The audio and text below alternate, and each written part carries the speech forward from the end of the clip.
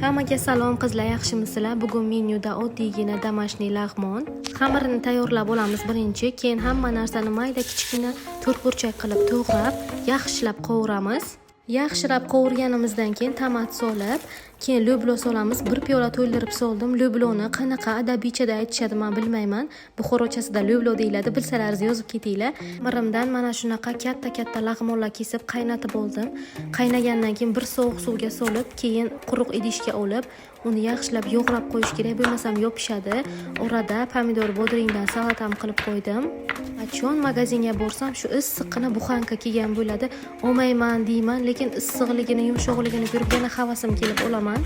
Shunaqa qilib birinchi patnosim ketdi ustalarimizga. Endi ovqatimni suzamiz. Lag'monlarni chiroyli qilib tarelkalarga olib, podlivasini solamiz. Podliva ham ancha quyilib, juda ham shirin bo'ladi. Mana shu lublolarning evaziga hammamizga suzib chiroyli qilib dasturxon bezadim. Mazza qilib obed qildik va menga yoqmaydigan tomoni boshlandi. Mana shuncha pasuda, bu yerda hali ham hammasi tushmabdi.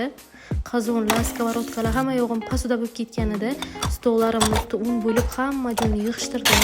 Shu bilan ishlarimni qilib bo'lganimdan keyin oshxonamni tozalab, obedga bolalarni uxlatgani ketdik.